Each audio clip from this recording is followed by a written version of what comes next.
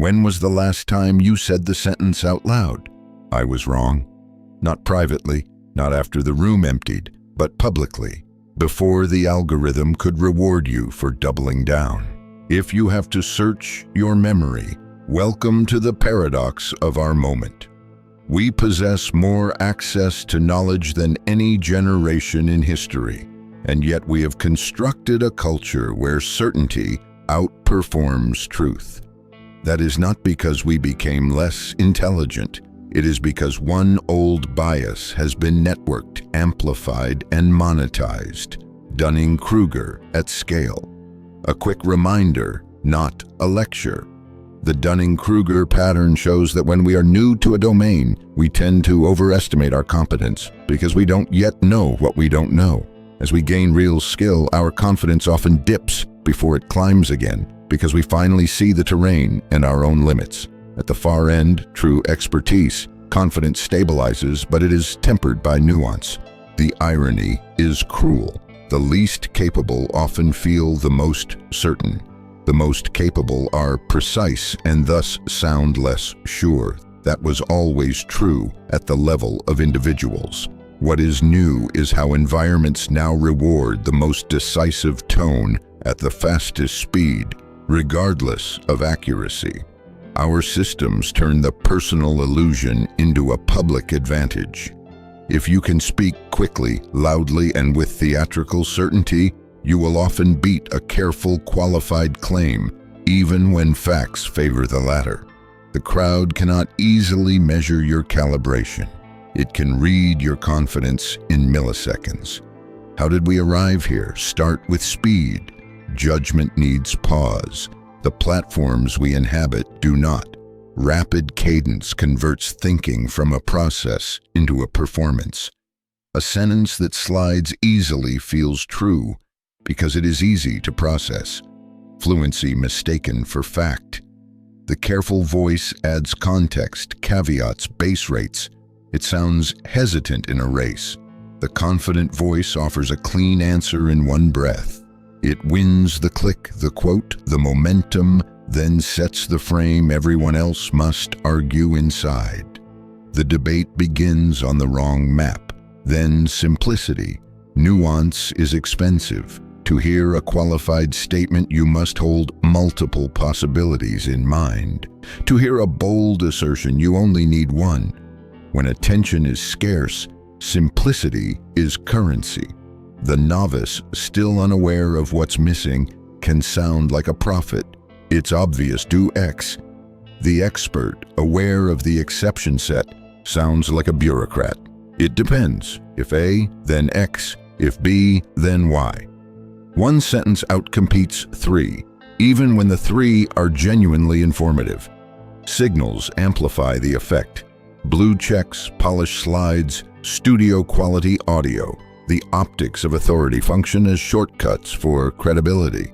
We needed such shortcuts in a pre-digital world. We need them now even more, but in the attention economy, those signals can be bought, simulated, or backfilled after the fact. Confidence laundering, where tone and design dress up a fragile claim, works alarmingly well at scale. The more we rely on signals, the less we interrogate substance. Identity makes the loop sticky. Beliefs are not just maps, they are membership cards. When positions become badges, updating begins to feel like betrayal. The novice who is most certain also tends to be most useful as a champion for a tribe, unyielding, declarative, available on short notice. The expert's signature move, "I might be wrong here," registers as weakness in a culture that treats confidence as a moral posture. And so we celebrate the pose that the bias already wants to produce. Add stakes. In many arenas, speed and certainty deliver immediate rewards. Virality, fundraising, votes, sales. The costs of being wrong arrive later, diffusely, and are rarely traced back to the moment of theatrical overconfidence. A campaign's bold promise, a company's visionary timeline, an influencer's definitive guide. all play the same game. Bank prestige now, amortize error later. Institutions learn the lesson. Calibration loses the room. Conviction fills it.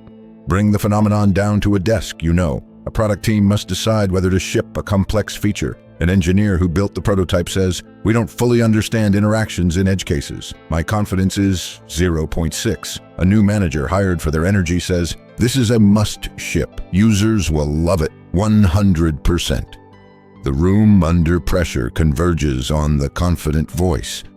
A month later, metrics wobble. Post hoc narratives appear. Seasonal effects, unfortunate timing, a partner's API. The root cause, overrated certainty, underrated uncertainty, stays unnamed. The pattern repeats. Or consider your own media diet. You watch a charismatic explainer flatten a complex topic into 3 secrets and a clean villain. It feels good. Cognitive friction drops. You could read the dry report with the caveats, but you don't. Not because you're lazy, because our nervous systems are honest. Certainty relieves anxiety. Humility asks us to carry it. When time is short and anxiety is high, certainty wins. None of this means confidence is bad. Effective action needs it. The question is whether our confidence is calibrated to reality. Overconfidence closes the loop before the evidence can enter. The Dunning-Kruger effect is, at its core, a metacognitive problem. We don't just lack skill, we lack the skill to notice our lack. When the environment pays a premium for sounding sure, it trains us to skip the noticing. So, what breaks the loop without paralyzing us? Start with a different social contract for claims. A healthy claim includes 3 components: the statement, the evidence, and the uncertainty. The statement tells us what you think. The evidence tells us why. The uncertainty tells us how hard we should lean. In the current climate, we overproduce statements, cherry-pick evidence, and hide uncertainty. Reversing that order, leading with the evidence, attaching explicit uncertainty, feels awkward at first. It also forces a check on our own illusions. Forecasting helps. When we attach numbers, dates, and conditions to our predictions, we create a future audit trail. This will happen soon becomes, by March 31st, there is a 70% chance X occurs if Y remains true. The future then returns with a grade. Over time, this punishes pleasant certainty and rewards calibrated courage. It also teaches our intuitions the boundary between confidence and bravado. So does red teaming, inviting a small group to attack our assumptions before we publish or ship, simulates the confrontation we would otherwise face in public. The goal is not to replace our judgment with theirs. It is to expose blind spots that confidence hides. Done well, it raises the quality of our certainty by cutting away the part born of ignorance. Language is a lever. Phrases like, "I'm 60% on this, here's the base rate, what would make this false?" can sound academic, but they function as circuit breakers. They slow the jump from story to certainty. They also signal to listeners what kind of conversation we are having. Not a contest of egos, but a joint search for what is most likely true.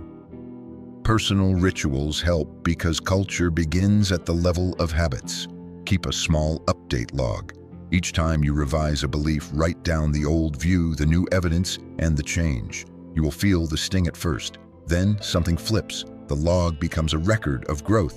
Your identity shifts from person who is right to person who becomes less wrong. The cost of updating drops. The probability of learning rises. If you lead teams, reprice certainty. Make it cheap to share doubts early and expensive to hide them. Celebrate postmortems that name flawed assumptions rather than hunt for villains. Reward the person who changes their mind quickly in the face of data. You are not weakening standards, you are building anti-fragility, the capacity to benefit from error rather than merely survive it. What about the crowd, the algorithmic chorus that rewards the loudest certainty? You cannot fix a platform by yourself. You can, however, retrain your slice of it. Follow voices that publish methods as well as conclusions. Save long-form work. Click on updates and corrections when they appear. Teach the system that humility is interesting. When you post, model uncertainty with spine. Firm where the evidence is strong, explicit where it is not. The mirror bends, a word to experts. If you have deep knowledge and find yourself losing to confident simplifiers, do not abandon nuance to compete. Change the format, not the integrity. Use stories that carry the complexity without flattening it. Lead with the practical consequences of being wrong. Translate but don't amputate.